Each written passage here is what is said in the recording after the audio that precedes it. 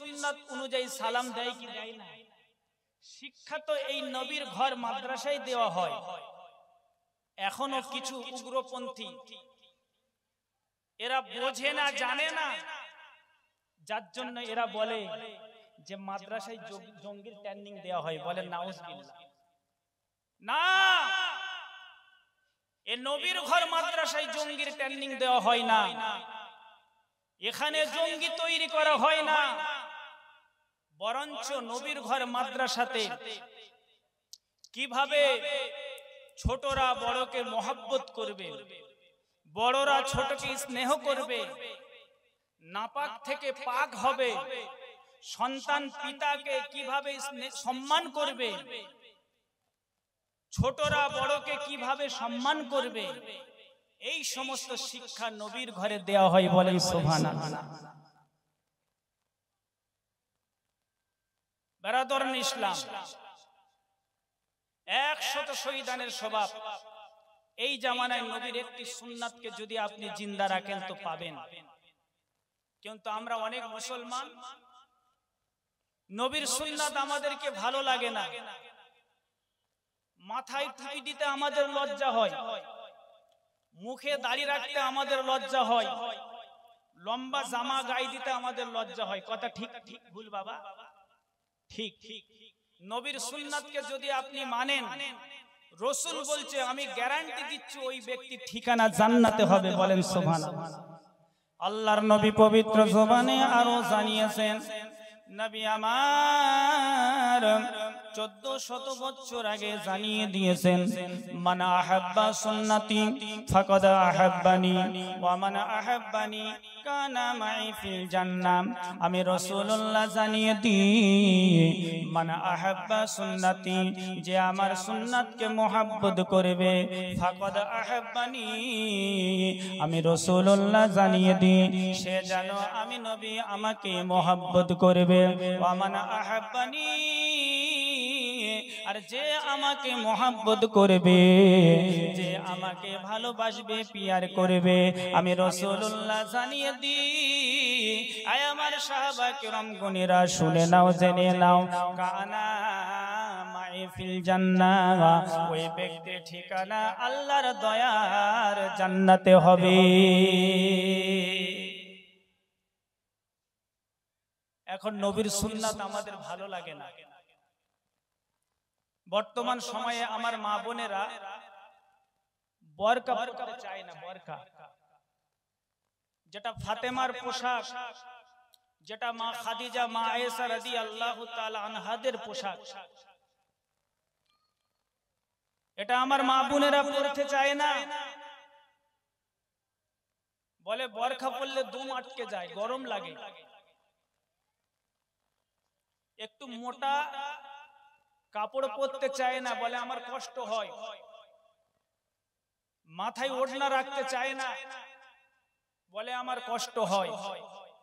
ও মা, যেদিন তুমি ইন্তেকাল করবে, তোমাকে শেষবারের মতো গোসল করিয়া কাফনের কাপড় পরিয়ে কবরের ভিতরে দিয়ে দেবে, বুকের উপরে বাঁশ খুঁটি আতালি মাটি দিয়ে, সেদিন তোমার দম লাগবে না? সেদিন তোমার কষ্ট হবে না? বর্তমান সময়ে আমাদের ঘরের অনেক যুবক ছেলেরা প্যান্ট পরে, প্যান্টের নিচের দিকে এতটা ঝুল থাকে, কোমরেও কিছুটা গুঁজে রাখে, পায়ের দিকে প্রায় 1.5 ফুট বড়, জুতোর ভিতরে মারিয়ে মারিয়ে হাঁটে। রাস্তার যত আবর্জনা নোংরা তার প্যানেতে লাগে। জিজ্ঞাসা করলে বলে এটাই স্টাইল। বলে কি বলে না? প্যান্টের এখানে ছেঁড়া, এখানে ছেঁড়া, পাছাতে ছেঁড়া, পরে কি পরে না? আমরা ছোটবেলায় যদি একটু প্যান্ট ছিঁড়ে যেত, ফেটে যেত, তো মায়ের কাছে গিয়ে আমরা অন্য কাপড় দিয়ে তালি দিয়ে সেটাই পরতাম। লজ্জান নবীর আদর্শ আমরা সবাই মানতে পারি না, মাথায় সবাই টুপি দিতে পারি না, কোরআনের শিক্ষাটা করতে পারি না, হাদিসের শিক্ষাটা করতে পারি না, মুখে লম্বা দাড়ি রাখতে পারি না, গায়েতে লম্বা জামা দিতে পারি না, যার জন্য করে চতুর্দিক থেকে হিংসুকেরা আমাদের উপরে উঠে পড়ে লেগেছে। এই সোনার মানিকেরা, এই আমার আব্বা জানেরা, এই কলিজার টুকরা মা বোনেরা, আজ যদি আমরা মুসলমানের লেবাস পরে ঘুরে বেড়াতাম, পৃথিবীর জমিনে কেউ বাবা আমাদেরকে চাচা বলে রাগাইতে পারতো না, পৃথিবীর জমিনে কেউ আমাদেরকে অপমান অপদস্থ করতে পারতো না।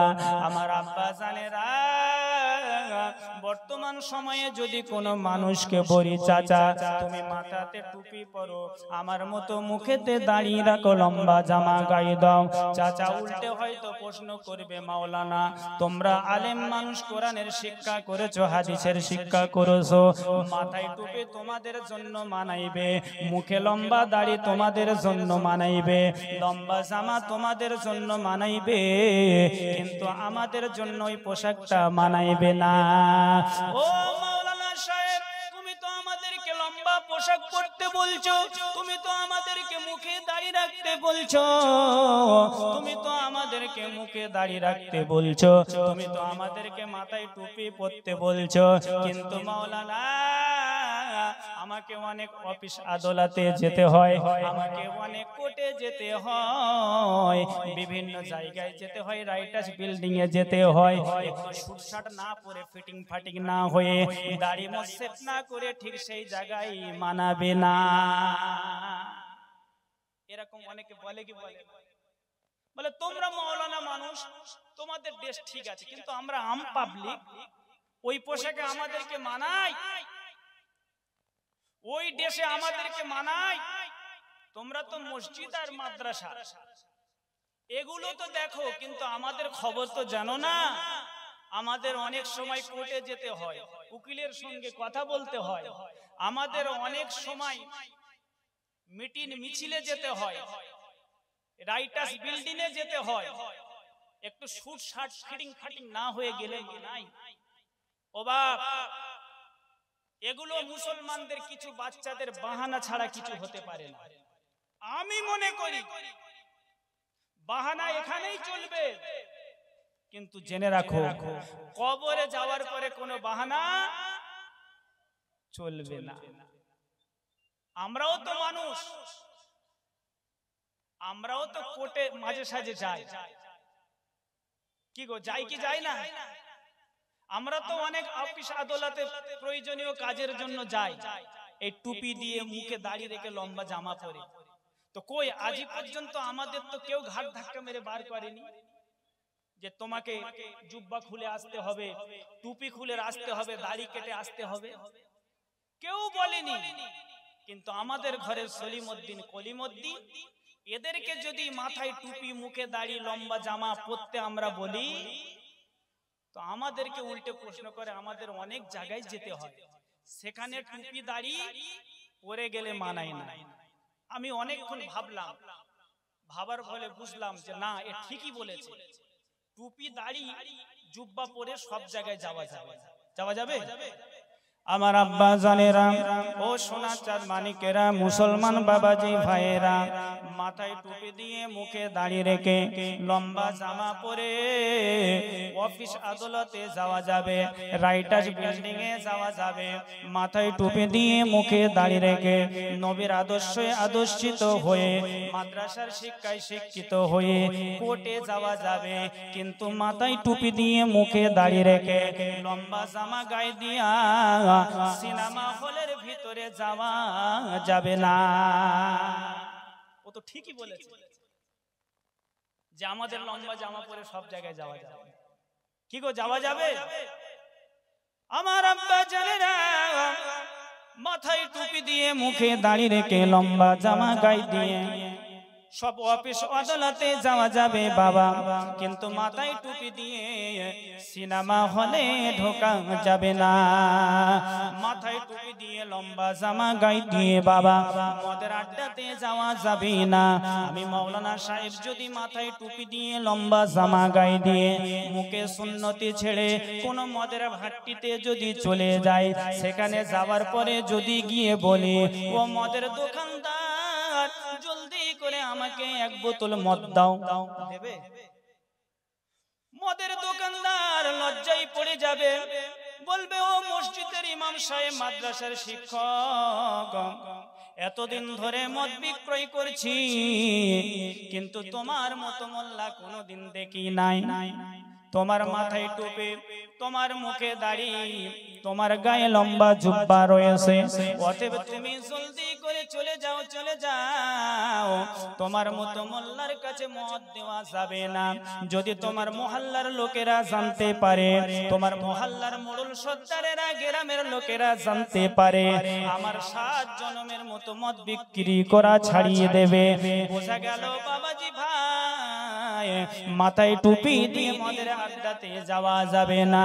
শুধু তাই নয়, মাথায় টুপি দিয়ে লম্বা জামা গায়ে দিয়ে নবীর আদর্শে আদর্শিত হইয়া তাসের আসরে বসা যাবে না। আপনাদের ওই 3 রাস্তায় মোড়ে যদি কিছু মানুষ বসে বসে তাস খেলতে থাকে, আর ওই জায়গায় গিয়ে যদি বলি, ভাই আমি তোমার সাথে তাস খেলবো, আমাকে সঙ্গে করেলে, বলবে, মাওলানা জলদি করে চলে যাও, এতদিন আমরা তাস খেলছি, জুয়া খেলছি, কিন্তু কোনোদিন আপনার মতো লোক দেখি না, অতএব জলদি করে আপনি এখান থেকে চলে যান। বোঝা গেল মুসলমান, নবীর আদর্শে যদি আপনি আদর্শিত হতে পারেন, এই কোরআনের শিক্ষা যদি আপনার ভিতরে থাকে, মাদ্রাসার শিক্ষা যদি আপনার ভিতরে থাকে, বহু রকমের গুনাহ থেকে আপনি বেঁচে যেতে পারবেন। আমার আব্বা জানেরা রে,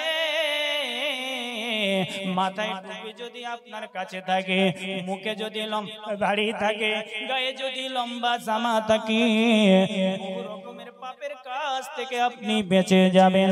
শুধু তাই নয়, নবীর আদর্শই যদি আপনি আদর্শিত হতে পারেন বাবা, পৃথিবীর জমিনে আপনি কোনোদিন বেউজ্জতি হবেন না। নবীর আদর্শই যদি আপনি আদর্শিত হতে পারেন, পৃথিবীর কোন মানুষ শত চেষ্টা করলে আপনার অপমান করতে পারবে না। আমার আল্লাহ পাক যদি আপনি নবীর আদর্শে আদর্শিত হয়ে থাকেন, প্রয়োজন হলে গায়বী মাদদ করবে, প্রয়োজন হলে আমার আল্লাহ গায়বী সাহায্য করে আপনার শান মান বাড়িয়ে দেবে। আল্লাহুম্মা সাল্লি আলা মাওলানা মুহাম্মাদ ওয়া আলা আলি সাইয়্যিদিনা। একটু জোরে সরে বলুন, আল্লাহুম্মা সাল্লি আলা মাওলানা মুহাম্মাদ ওয়া আলা আলি।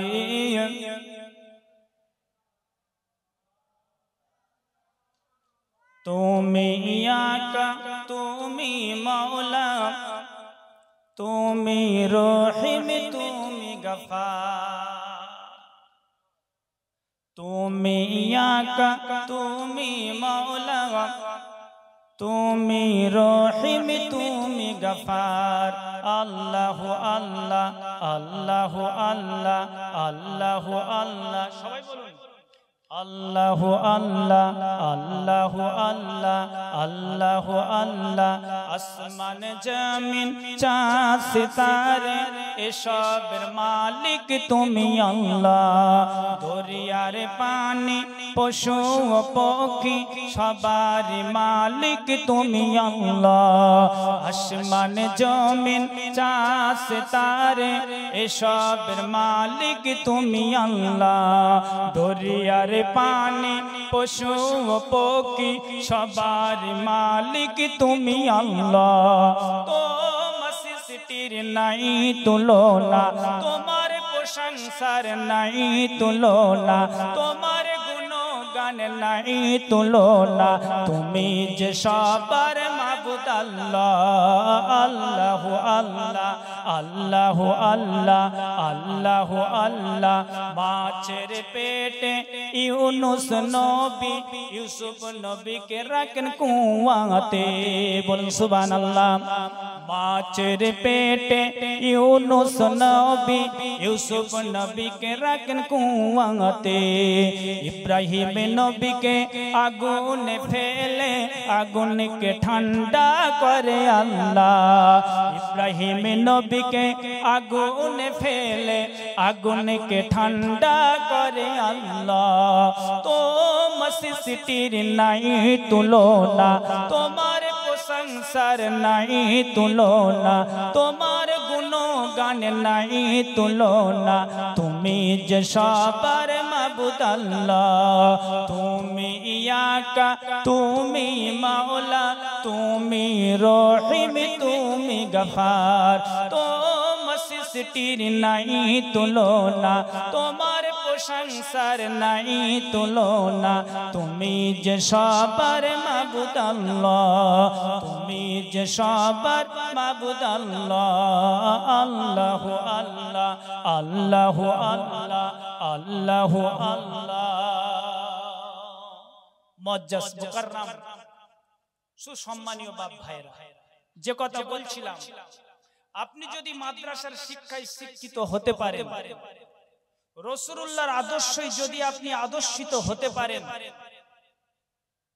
আপনার সম্মান বাড়বে কমবে না আজ আমরা মুসলমান আমরা অপমান অপদস্থ হওয়ার একটাই কারণ হলো আমাদের কাছে লাইট আছে লাইট কিন্তু লাইটের ভিতরে ব্যাটারি নাই কথা বুঝতে পারছেন না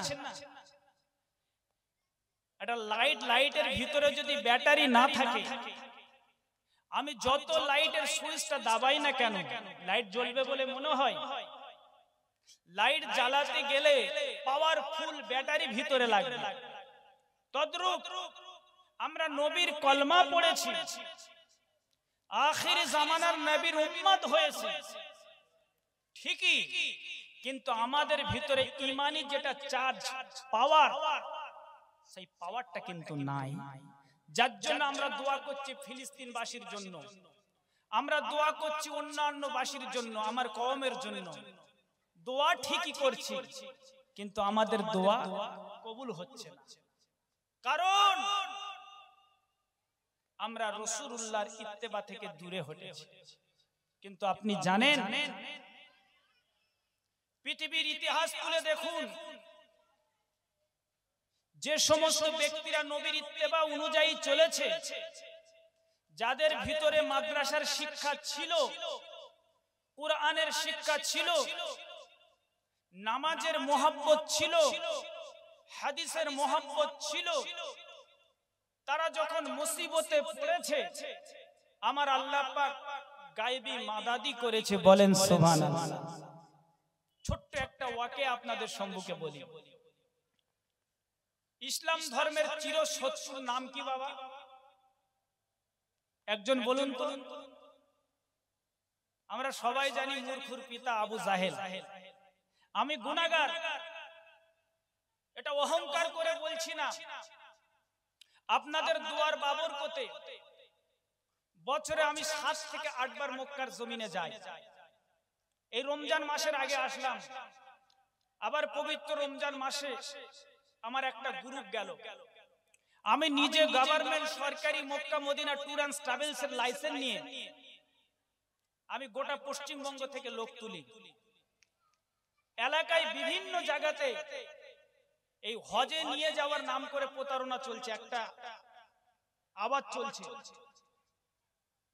তালবিয়া পড়তে জানে না হজের আরকাম আহকাম সম্পর্কে বোঝেই না পয়সার লোভে কিছু মানুষজনকে এখান থেকে তুলে নিয়ে কলকাতা বেঙ্গলের বিভিন্ন কোম্পানির কাছে বিক্রি করছে আপনি বুঝতে পারবেন না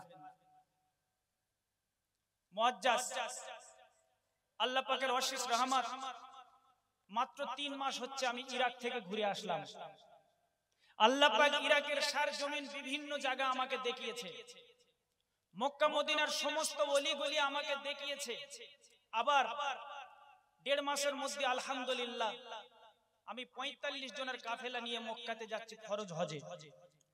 ইনশাআল্লাহ আপনাদের জন্য দোয়া করব। আপনারা খুব ভালো মানুষ, সরল সহানুভূতি মানুষ, আলেমের মহব্বত আপনারা বোঝেন, যার জন্য সেই ঈশার নামাজের পর থেকে আপনারা ধৈর্য ধরে এই জায়গাতে বসে আছেন। বেরাদরান ইসলাম, ইরাকের সরজমিনে শুয়ে আছে হযরত আলী রাদিয়াল্লাহু তাআলা আনহু, চতুর্থ খলিফা। এনার ভিতরে ইলমের ঠোঁস ছিল, আল্লাহ পাক অনেক জ্ঞান দিয়েছিলেন। কোরআনের শিক্ষা, হাদিসের শিক্ষা ওয়াগাত এনার ভিতরে ছিলেন। আল্লাহর নবী হযরত আলীর ব্যাপারে বলেছেন, আয় আমার সাহাবা কেরামগণেরা, আমি রাসূলুল্লাহ হলাম ইলমের শহর, আর আমার সাহাবী আলী হলো তার দরওয়াজা। জোরে বলেন সুবহানাল্লাহ। কি মহব্বত, কি ভালোবাসা এই আলী রাদিয়াল্লাহু তাআলা আনহু আমার নবীকে করেছিলেন। তাই তো আমার আল্লাহ পাক হযরত আলীর মান সম্মান বাড়িয়ে দিয়েছিলেন। আবু জাহেল মক্কার জমিনে এক জায়গাতে বসে আছে, তার সাঙ্গ পাঙ্গদেরকে নিয়ে মিটিং করছে কিভাবে ইসলাম ধর্মটা বন্ধ করা যায়, কিভাবে মুহাম্মাদের কলমা প্রচারটা বন্ধ করা যায়, কিভাবে তাকে শেষ করে দেওয়া যায়। বহু রকমের শয়তানি ছক আঁকছে। ঠিক এমনই সময় একজন ভিক্ষুক ভিখারি আবু জেহেলের কাছে এসে বলছে, ও সর্দার সাহেব, আজ আমি মুসিবতে পড়েছি, বিপদে পড়েছি, আপনার কাছে এসেছি, আপনি আল্লাহর রাস্তায় আমাকে কিছু সহযোগিতা করুন। আবু জেহেল অর্থ ছিল কিন্তু কৃপণ, বখিল, দান করতে ভালোবাসতো না। আবু জেহেল বলল, এই ফকির, তুমি আমার কাছে সওয়াল করেছো, আমি তোমাকে কি দেব? কিন্তু শোনো, তুমি যদি বেশি কিছু পেতে চাও, তুমি যদি বেশি কিছু নিতে চাও, তাহলে ওই আন্দার মহলে ঘরের ভিতরে নবীজির জামাই, জান্নাতি নওজওয়ানদের সরদার ইমাম হাসান হুসেন রাদিয়াল্লাহু তাআলা আনহুমার আব্বাজান, মা ফাতেমার মোহাব্বতের স্বামী, মুসলিম জাহানের চতুর্থ খলিফা হযরত আলী রাদিয়াল্লাহু তাআলা আনহু বসে আছে। আলীর কাছে চলে যাও, তোমাকে এত দেবে, এত দেবে, মন ভরে যাবে। বলেন সুবহানাল্লাহ। আবু জাহেলের চক্রান্ত হলো, বর্তমান সময়ে আলী গরিব, অসহায়, ঠিক মতো উনান জ্বলে না, খাওয়া হয় না। আমি যদি ফকিরকে চক্রান্ত করে আলীর কাছে পাঠিয়ে দিই, হযরতে আলী তো কিছুই দিতে পারবে না। আলী অপমান হওয়া মানে ইসলাম ধর্ম ছোট হওয়া। বলেন নাউজুবিল্লাহ। অতএব হযরতে আলীকে অপমান করার জন্য ফকিরকে পাঠিয়ে দিল। মুসলমান বাবাজি ভাই, পৃথিবীর সমস্ত মানুষ যদি উঠে পড়ে লাগে, মুসলমানকে ধ্বংস করে দেব, মুসলমানকে নাস্তে নাবুদ করব, মুসলমানকে শেষ করে দেব, ভারতের সারা জমিন থেকে মুসলমানকে মিটিয়ে দেব। কোন ব্যক্তি যদি মনে করে মুসলমানকে দুনিয়ার বুকে রাখবো না, আর যদি আপনি প্রকৃতি মুসলমান হয়ে থাকেন, যদি সত্যিকারে আপনার প্রতি আল্লাহর মহব্বত থাকে, রাসূলুল্লাহর ভালোবাসা থাকে, পৃথিবীর মানুষ যত উঠে পড়ে লাগুক না কেন, আপনার সম্মানের একটিও ক্ষতি করতে পারবে না। এই বাবাজি ভাইরা, আবু জাহেল চেয়েছিল আমার রাসূলকে শেষ করে দেবে, আমার রাসূলকে দুনিয়ার বুক থেকে মিটিয়ে দেবে, কিন্তু আমার আল্লাহ বলে, আমি আমার হাবিবের শান আর মানকে বড় করেছি, আমি আমার রাসূলুল্লাহর শানকে উঁচু করে দিয়েছি। পৃথিবীর মানুষ যত চেষ্টা করুক না কেন, কোনো মতে মিটাইতে পারবে না। আবু জেহেল মনে করলো হযরতে আলীকে অপমান করব। আবু জেহেল মনে করলো আলী কিছু দিতে পারবে না, অপমান হবে। ফকিরকে বলল, যাও যাও যাও, ওই আলীর কাছে চলে যাও, এত দেবে, এত দেবে, তোমায় মনটা ভরে যাবে। নারায়ে তাকবীর, নারায়ে তাকবীর, নারায়ে রিসালাত, নারায়ে হায়দারি, फैजाने कलीमी, फैजाने कलीमी, नारे तकबीर, नारे रिसालत। हजरत अल्लामा मौलाना मुअज्जम हुसैन कालिमी साहब, हजरत अल्लामा मौलाना मुअज्जम हुसैन कालिमी साहब, नारे तकबीर, नारे रिसालत, नारे हैदारी। सुबहानाल्लाह, माशाअल्लाह, अल्हम्दुलिल्लाह। আমাদের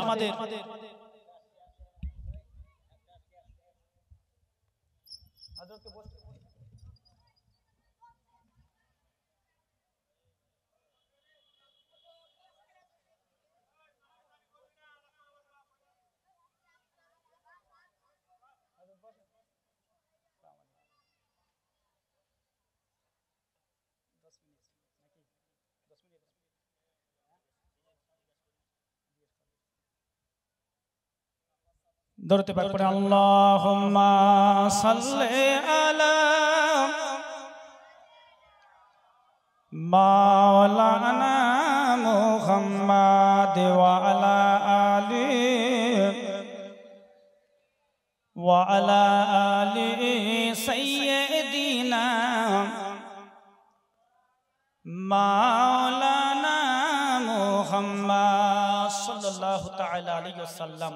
सुसम्मानीय बाप भाई, আমাদের প্রধান অতিথি সুদূর বীরভূম থেকে আমাদের সম্মুখে এসে উপস্থিত হয়েছে। মুর্শিদাবাদ থেকে, সুদূর মুর্শিদাবাদ থেকে আমাদের সম্মুখে উপস্থিত হয়েছে।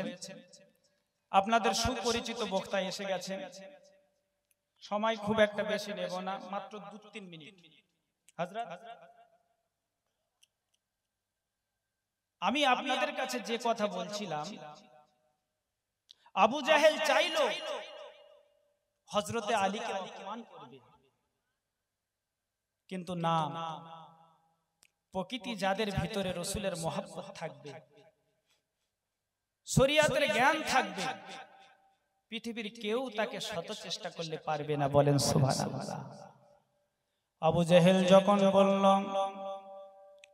হযরতে আলীর কাছে ফকিরকে যেতে, ওই ফকিরটা লোভে পড়ে গেল আবু জাহেলের কথা শুনে।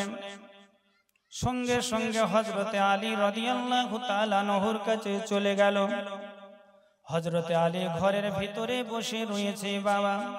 হযরতে আলী রাদিয়াল্লাহু তাআলা আনহুর নিকটে গিয়ে বলতে লাগলো, ও নবীজির জামাই, ও শেরে খোদা মুশকিলে কুশা, ও ইমাম হাসান হুসাইনের আব্বা জান, ও গো মা ফাতেমার স্বামী, ও গো মুসলিম জাহানের চতুর্থ খলিফা, আপনার কাছে বড় আশা নিয়ে এসেছি। আমি অসহায় মানুষ, আমি মুসিবতের মধ্যে পড়ে রয়েছি, আমি ভিক্ষুক মানুষ, আপনার কাছে এসেছি। আপনি দয়া করে আমাকে আল্লাহর রাস্তায় কিছু সহযোগিতা করুন। ও বাবাজি ভাই, ফকির যখন হযরতে আলীর কাছে গিয়ে সওয়াল করলো, কিছু চাইলো, হযরতে আলী যেন চিন্তায় পড়ে গেল, টেনশনে পড়ে গেল।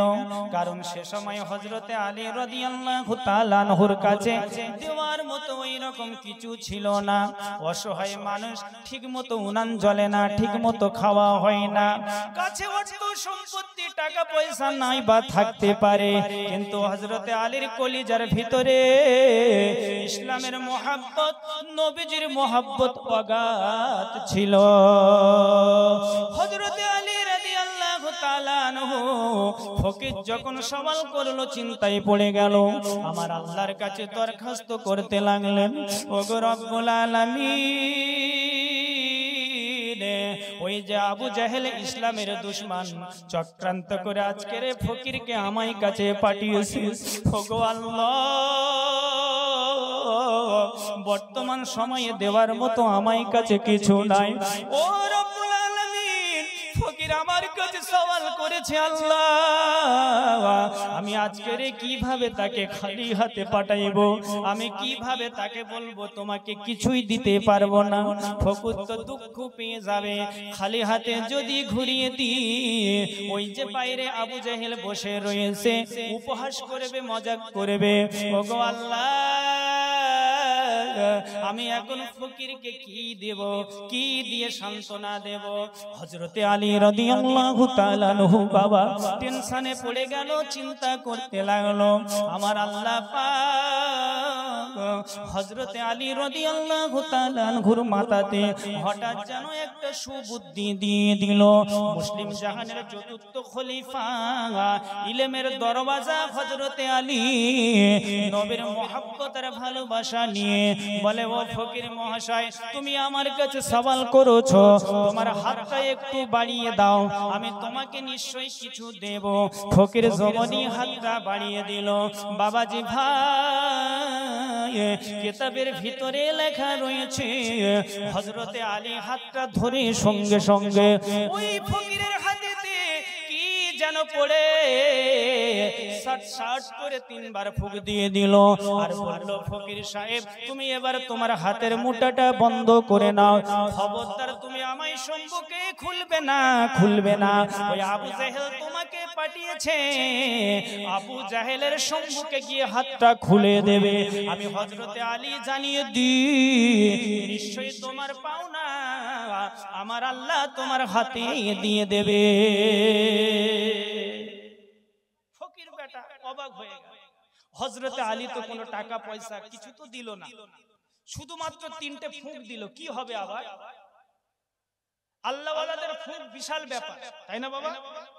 আল্লাহ ওয়ালাদের দোয়া বিশাল ব্যাপার। যেমন তেমন লোক বলেননি, একজন বিখ্যাত চতুর্থ খলিফা হযরতে আলী রাদিয়াল্লাহু তাআলা আনহু বলেছেন। ফকির হযরতে আলী রাদিয়াল্লাহু তাআলা আনহুর কথার উপরে বিশ্বাস করে নিয়ে হাতের মুঠাটা বন্ধ করে দিল।